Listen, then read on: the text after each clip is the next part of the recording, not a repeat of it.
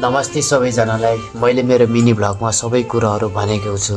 मलाई के भएको, मेरो फ्यामिली र मलाई किन कसरी यस्तो भयो, सबै कुराहरू मैले यो मेरो सानो मिनी भ्लगमा भनेको छु। अनि लाइभ बस्नलाई मेरो अवस्थाले सक्दैन। हेलो नमस्ते, मेरो सानो यानि कि मिनी भ्लगमा तपाईँहरू सबैजनालाई वेलकम छ। र मिनी भ्लग चाहिँ सबैजनाले फुल हेरिदिनु होला। Okay by. यो ठाउँ रहेको छ मेरो सुत्ने ठाउँ। यहाँ चाहिँ म सुत्छ अनि मेरो छोरा र मेरो बुढी सुत्ने चाहिँ ठाउँ यो।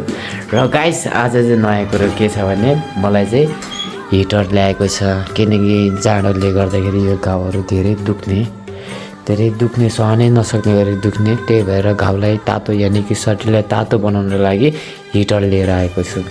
अनि मलाई यहाँ औषधहरू पनि छ। अनि यो चाहिँ हाम्रो घरको आँगन कस्तो दामी है, बाहिर हेर न भ्यूज। अनि सबैले सोधिरहेको हुन्छ मलाई चाहिँ के भएको होइन, तिमीलाई के भएको, तपाईँलाई के भएको, भाइ दाइ विभिन्न प्रश्नहरू आइरहेको हुन्छ। मेरो चाहिँ अवस्था यस्तो छ। नमस्ते, म शारीरिक रूपमा अपङ्गता भएको विकास मोक्तान। मेरो चाहिँ भास्कुलर बर्गर डिजिज रोग हो। कुनैले कुष्ठ रोग भनेर कमेन्ट गरिरहनु भएको छ र त्यो प्रश्न गलत हो, के अरे त्यो एन्सर गलत हो।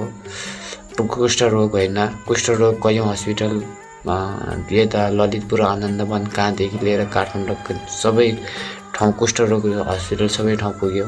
यो लालघाटमा पनि पुग्यो होइन। अनि यो कुष्ठ रोग चाहिँ साबित भएन। अनि सबै हस्पिटलमा रगतको बाथ रोग र भास्कुलर भन्ने रोग, दुईवटा रोग चाहिँ देखिएको छ भन्ने कुरा गरियो डक्टरहरूले। र थप उपचार हुँदैछ। उपचार अब त्यही हो, आर्थिक यस्तै छ, भनेको जस्तो उपचार पाएको छैन। कम्तीमा पनि यो रोग निको हुनलाई के अरे 25-26 लाख चाहिन्छ होइन। यो रोग भनेको ठुलो हो। तपाईँहरूले एआईदेखि लिएर गुगलसम्म सर्च गरेर हेर्न सक्नुहुनेछ। भास्कुलर रोग भनेको जुन क्यान्सरभन्दा माथिको हुन्छ। यो रोगले चाहिँ मान्छेको हृदयघातलाई होइन, भनौँ हार्ट एट्याक जस्तो, भनौँ अकाल मृत्यु जस्तो चाहिँ यो रोगले अप्नाउँछ। म सँगसँगै अपरेसन गरिरहेको मान्छेहरू कतिजना मरिसक्यो होइन। जुन एउटै हस्पिटलमा उपचार गरेको साथीभाइहरू, म सँगसँगैको साथीभाइहरू बितिसकेको खबर मैले जानकारी पाइसकेको छ। तर म चाहिँ छु अहिलेसम्म। मलाई चाहिँ बाँच्न त मन छ, छोरा छ, बुढी छ, यति भन्दै गर्दा आँसु आउँछ। बाँच्न मन छ, चाहेर पनि नहुने रहेछ। गरिब देश, गरिबको छोरा होइन।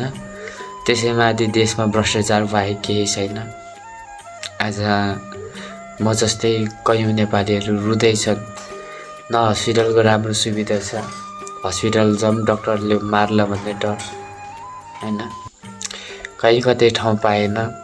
नेपालीहरूले र नेपालको अब जनताहरूले बिगालमा ज्यान गुमाउनु पर्ने दिन आज मात्र नभएर कैयौँ वर्ष अघिदेखि नै भोग्दै आएको समय हो।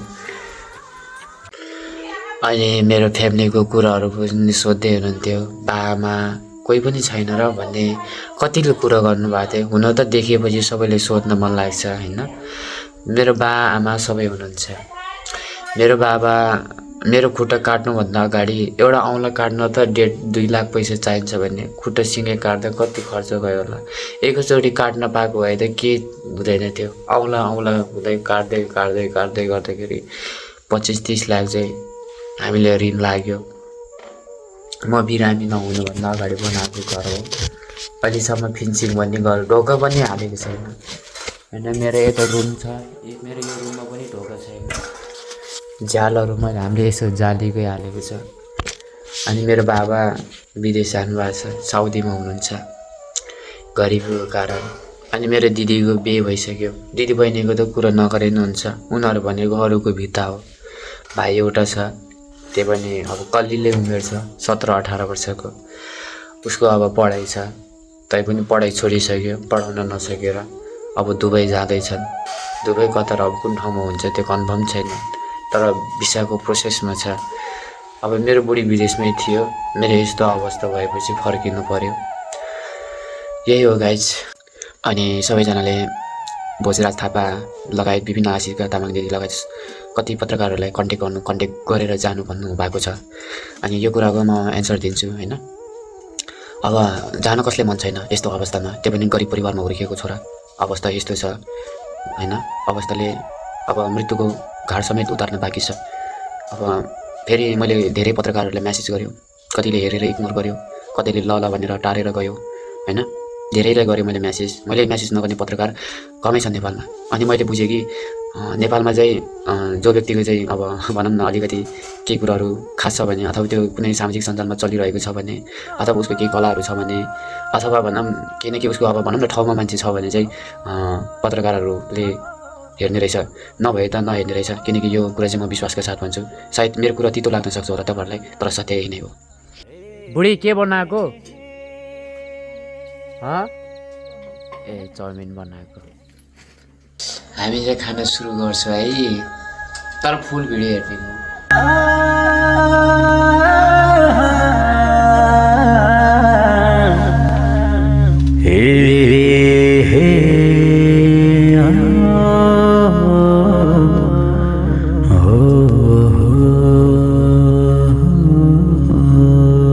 अनि सबैजनाले किन लाइभ बस्दैन, किन लाइभ नबस्नु भएको, लाइभ बसेको भए अलिकति सहज हुन्छ होइन भनेर कतिले क्वेसन गर्नुहुन्छ मलाई।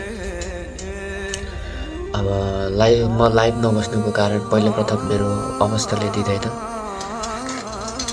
मेरो यो अवस्था त हेर्नु भइसक्यो होला तपाईँहरूले, म कसरी सहन सकेको होला त्यो तपाईँहरू आफैले सोच्नुहोस्। त्यही हो, देशको स्थिति र अवस्था त्यस्तै छ। आज नेपाली समाज र नेपाली महान नायक, महान मन भएको, मानवता भएकोहरूले गर्दा नै आज गरिब दुखी अपङ्ग अशक्तको जीवन अलिकति भनौँ बाँच्नमा प्लस भएको छ। सरकारको कुरा गरौँ भने त्यही हो, जुन सरकार आए पनि आखिरी कालो टोपी लगाउने नै आउँदो रहेछ। त्यसैले गाइस भिडियो यति नै हो। सबैजनाले लाइक कमेन्ट सेयर प्लिज तपाईँहरूलाई बिन्ती गर्छु। टिकटकदेखि हुनुहुन्छ या फेसबुकदेखि, ट्विटरदेखि नै भए पनि मेरो फेसबुक आइडी यानि कि टिकटक आइडी दुईटै आइडी फ्रिज भएको कारणले गर्दाखेरि खासै तपाईँहरूको माझमा भिडियो आउन सकिएको छैन। त्यही भएर सबैजनाले सेयर पनि गर्नु।